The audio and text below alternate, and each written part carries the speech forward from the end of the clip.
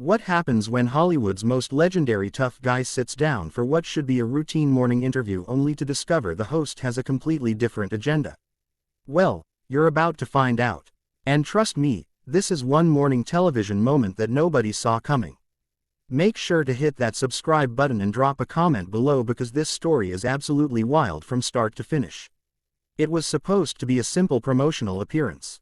Clint Eastwood, the man who defined cool in Hollywood for over 6 decades, had agreed to appear on Good Morning America to discuss his latest film project. At 94, Eastwood still commanded respect in the industry, and his presence on any talk show was considered a major booking. The network executives were thrilled to have secured the interview, knowing that Eastwood rarely did television appearances anymore. George Stephanopoulos had been briefed on the talking points. The conversation was meant to focus on Eastwood's new movie, his reflections on his career, and perhaps some light discussion about his directing process. Standard fare for a morning show interview. The producers had even prepared a montage of clips from Eastwood's most famous films to play during the segment. But from the moment Eastwood walked onto the set, something felt different. The legendary actor moved with his characteristic slow, deliberate pace, his steely blue eyes taking in everything around him. He settled into the guest chair across from Stephanopoulos, adjusting his jacket with the same methodical precision he brought to everything he did. "Good morning, Clint," Stephanopoulos began with his practiced television smile. "Thanks for joining us today." "Morning," Eastwood replied in his familiar growly voice, his expression neutral but alert. The first few minutes proceeded normally enough. Stephanopoulos asked about the new film, and Eastwood provided his typical measured responses. He spoke about the project with genuine enthusiasm, describing the story and the talented cast he had worked with. His answers were thoughtful and engaging, exactly what the morning show audience expected from the Hollywood icon. But then, Stephanopoulos began to steer the conversation in a different direction. "Clint, you've been in this business for a very long time," Stephanopoulos said, his tone shifting slightly. "You've seen Hollywood change dramatically over the decades.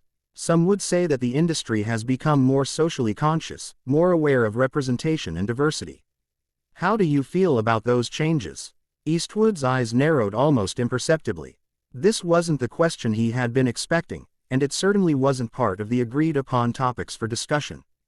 "Well, George," Eastwood said slowly, "I think good stories are good stories, regardless of who tells them or who stars in them.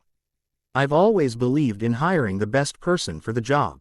But surely you recognize that the industry needed to change," Stephanopoulos pressed on. "That there were systemic issues that required addressing." The temperature in the studio seemed to drop a few degrees. Eastwood's jaw tightened slightly, a sign that anyone who knew him would recognize as a warning. "I think," Eastwood said, his voice taking on that familiar edge that had made him famous in westerns, "that good film has always been about telling honest stories with authentic characters. Politics and agendas tend to get in the way of that." Stephanopoulos leaned forward, sensing an opportunity. "But isn't it political to ignore these issues? To pretend that representation doesn't matter?" "I'm not pretending anything," Eastwood replied, his voice remaining calm, but with an underlying steel. "I'm saying that when you start making movies to check boxes instead of telling stories, you end up with propaganda, not entertainment." The studio audience began to shift uncomfortably in their seats. This was clearly not the lighthearted morning television they had come to see. The camera operators exchanged glances, unsure whether to keep rolling or cut to commercial. "That's an interesting perspective," Stephanopoulos said, though his tone suggested he found it anything but interesting. "Some might say that's the privilege of someone who's never had to worry about representation." Eastwood's eyes flashed. "Privilege, son. I grew up during the Depression. I dug swimming pools and worked in a steel mill before I ever set foot on a movie set. I earned everything I got through hard work, not through anyone's idea of what I deserved because of who I was." "But you have to admit that the industry was different then," Stephanopoulos continued, seemingly oblivious to the warning signs. "Opportunities weren't equally available to everyone. The industry was tough on everyone," Eastwood shot back. "I spent years getting rejected, playing bit parts, working for practically nothing. Nobody handed me anything because I was white or male or anything else. I succeeded because I kept working when other people gave up." The tension in the studio was palpable. Now, the producers in the control room were frantically trying to decide whether to intervene or let the confrontation play out. This was either going to be a disaster or the most talked about morning show segment in years. "I think you're missing the point," Stephanopoulos said, his professional composure beginning to slip. "The system itself was biased." "The system was tough," Eastwood corrected. "There's a difference between something being difficult and something being unfair. Life isn't supposed to be easy. Movies aren't supposed to be therapy sessions where everyone gets a participation trophy." Stephanopoulos's face was beginning to flush. "So, you don't think there were barriers that prevented talented people from getting opportunities?" "I think there are always barriers," Eastwood replied evenly. "The question is whether you spend your time complaining about them or finding ways to overcome them."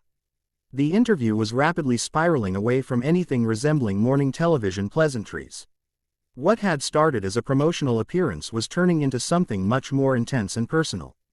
Stephanopoulos wasn't backing down. If anything, Eastwood's measured responses seemed to embolden the host, as if he sensed weakness in the legendary actor's refusal to engage with his loaded questions. "But Clint, surely you can acknowledge that your generation of filmmakers had advantages that others didn't." Stephanopoulos pressed, his voice taking on a more aggressive tone. "The old boy network, the exclusionary practices." Eastwood's expression hardened. "My generation? You mean the generation that fought in World War II? The generation that built this country into what it became? That generation? That end quote. I mean the generation that controlled Hollywood for decades while keeping others out."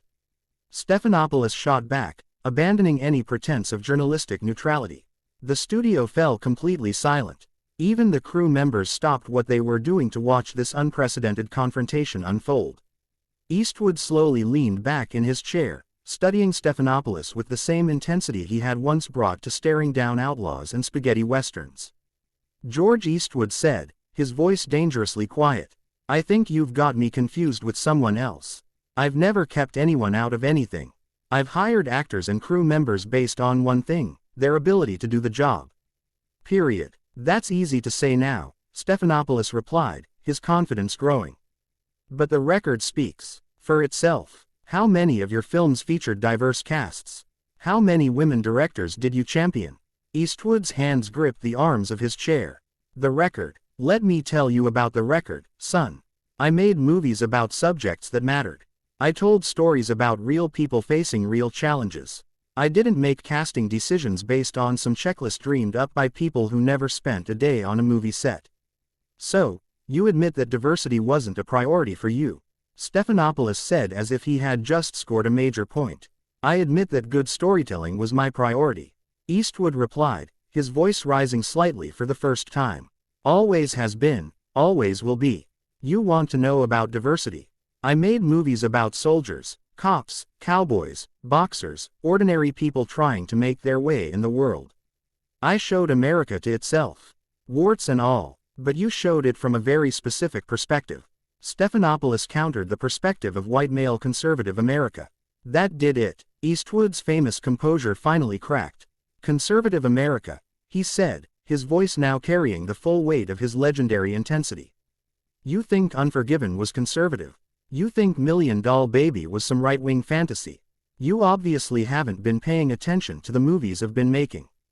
"Those are exceptions," Stephanopoulos dismissed. "Your overall body of work promotes a very specific worldview." "My worldview?" Eastwood leaned forward, his eyes blazing. "My worldview is that people should take responsibility for their actions, work hard for what they want, and treat others with respect. If that's controversial to you, then maybe you're the one with the problem." The producers in the control room were in full panic mode now. This was supposed to be a feel-good segment about a Hollywood legend, not a political interrogation. But Stephanopoulos seemed determined to push forward. "But don't you think your films perpetuate certain stereotypes about masculinity, about violence as a solution to problems?" The host continued relentlessly. Eastwood stood up abruptly, his chair scraping against the studio floor. The sound echoed through the silent set like a gunshot. "Stereotypes," he said, towering over the seated host. "You want to talk about stereotypes? How about the stereotype that everyone who doesn't agree with your political views is automatically a racist or a sexist or whatever other label you want to slap on them? Stephanopoulos looked momentarily stunned by Eastwood's physical presence, but he pressed on. I'm just asking legitimate questions about your work and its impact. No, you're not, Eastwood said, his voice now carrying the full authority of his decades in Hollywood. You're trying to ambush me on live television because you think it'll make good television. You invited me here under false pretenses to talk about my new movie, and instead you're trying to prosecute me for the crime of making movies that people actually want to see.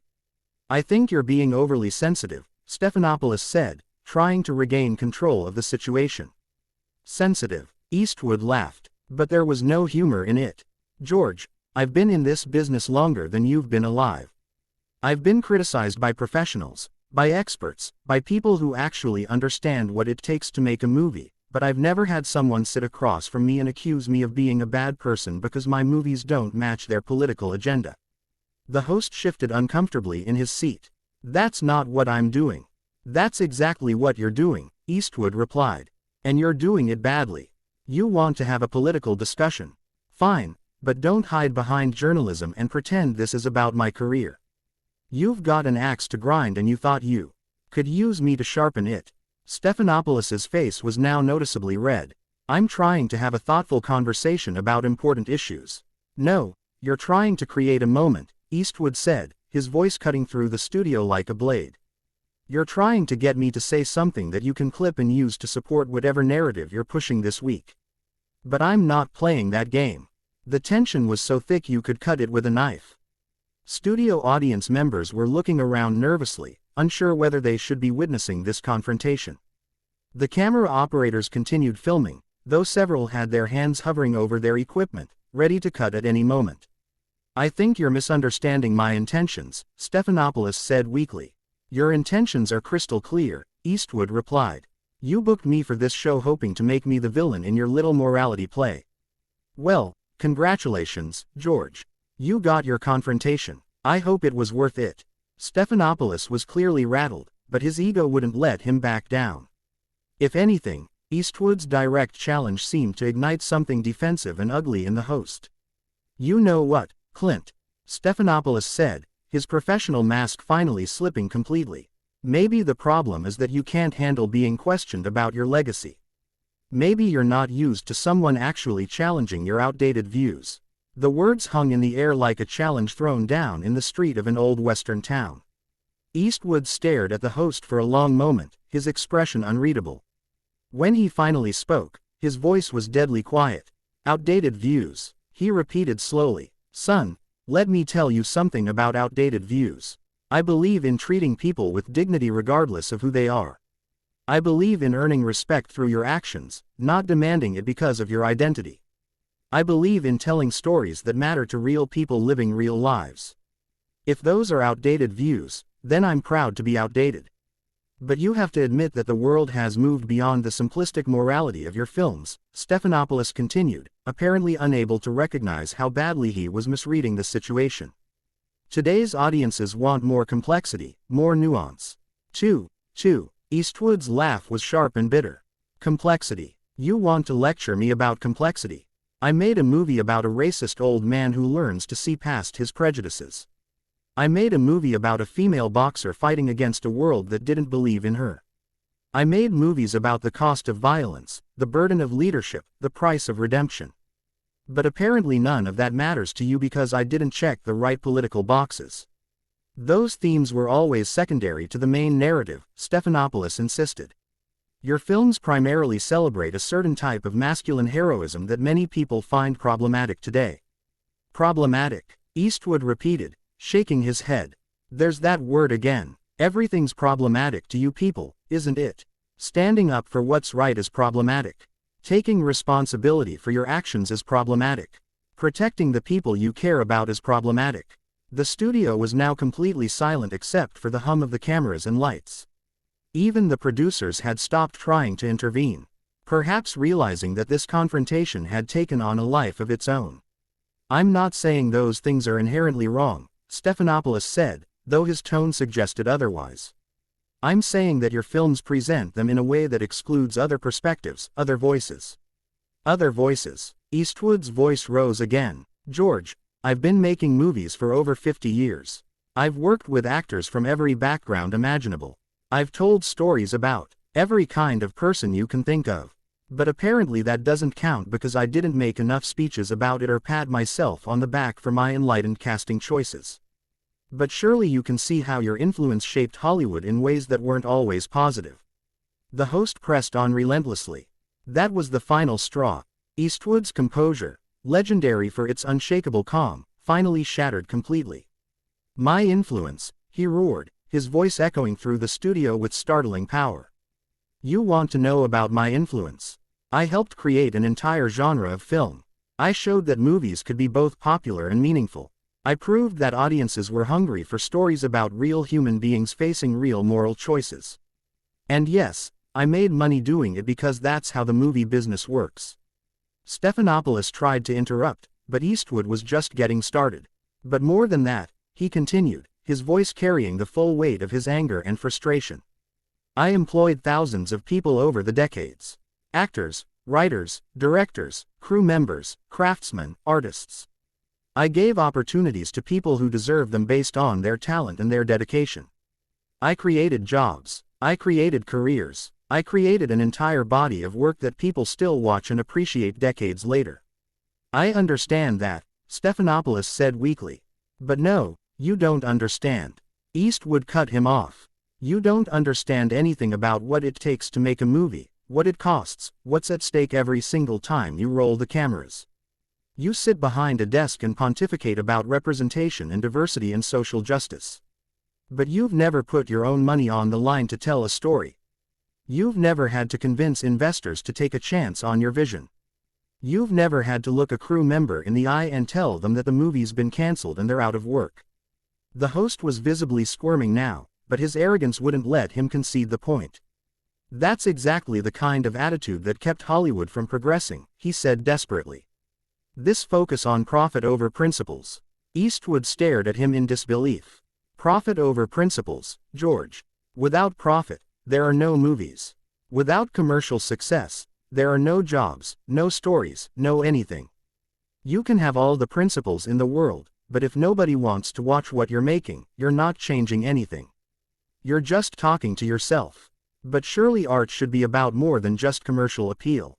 Stephanopoulos argued. Art. Eastwood's voice was now dripping with contempt. You want to lecture me about art? I've been making art for longer than you've been breathing. Real art. Art that speaks to people. Art that matters. Not the kind of pretentious self-congratulatory garbage that wins awards but puts audiences to sleep. The confrontation had now reached a fever pitch. Eastwood was standing over Stephanopoulos, his legendary presence filling the entire studio. The host looked small and petty by comparison, his carefully constructed media persona crumbling under the weight of the actor's righteous anger. Look, Stephanopoulos said, trying one last desperate attempt to regain control. I think we're getting off track here.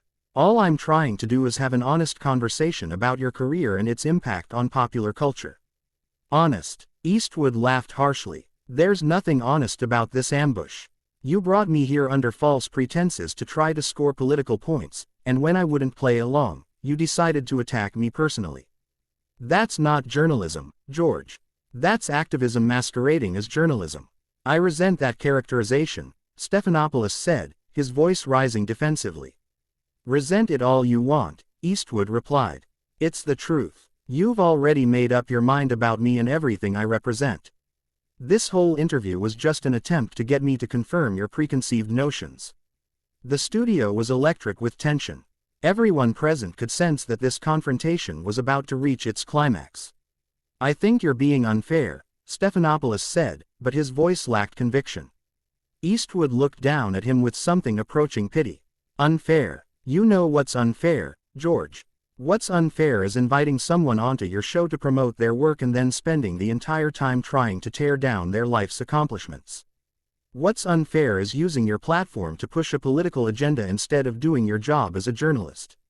He paused, his steely gaze never leaving Stephanopoulos' face. But you know what? I'm done with this charade. I came here to talk about movies, about storytelling, about the craft that I love. Instead, I got ambushed by someone who thinks he knows better than 50 years of experience in this business. Eastwood reached down and began unhooking his microphone with deliberate practiced movements. "Wait," Stephanopoulos said, suddenly realizing that his big moment was slipping away from him. "We're not finished here." Eastwood looked up from the microphone, his expression cold and final. "Oh, we're finished. All right. I don't have to sit here and listen to you disrespect me, my work, or the people I've worked with over the years. I've made my last movie, George, but I haven't forgotten how to walk off a set when someone's wasting my time." "You can't just leave," Stephanopoulos protested. "This is live television. Watch me," Eastwood replied, dropping the microphone onto his chair where it landed with a sharp thud that echoed through the stunned studio. He turned to face the cameras directly, his legendary presence commanding every eye in the room. "Folks," he said, addressing the audience at home with the same gravitas he had brought to countless movie roles. "I apologize that you had to witness this. I came here to talk about making movies, about telling stories that matter. Instead, I got lectured by someone who apparently thinks that decades of hard work and success count for nothing if you don't subscribe to the right political beliefs." Stephanopoulos tried to interject, but Eastwood silenced him with a look that could have stopped a charging bull. "I've spent my entire career trying to entertain people, to tell stories that resonate with audiences, to create something lasting and meaningful. If that's not good enough for some people, well, that's their problem, not mine." With that, the 94-year-old legend turned and walked off the set with the same measured, dignified pace he had maintained throughout his legendary career. The studio remained in stunned silence as his footsteps echoed through the space, growing fainter until they disappeared completely. Stephanopoulos sat alone at the interview desk, his face flushed and his composure completely shattered. He looked around desperately, as if hoping someone would tell him what to do next, but the crew members and producers were all staring at him with expressions ranging from shock to disappointment. The cameras kept rolling, capturing every moment of the host's humiliation as he struggled to find words that would somehow salvage the situation, but there were no words that could undo what had just happened. In trying to diminish a Hollywood legend, George Stephanopoulos had only succeeded in diminishing himself. The greatest showdown in morning television history was over, and there was no question about who had emerged victorious. So, what do you think about Clint Eastwood's legendary exit from that disastrous Good Morning America interview? Did George Stephanopoulos get what he deserved for trying to ambush the Hollywood icon? Let me know in the comments below, and don't forget to subscribe for more incredible stories like this one.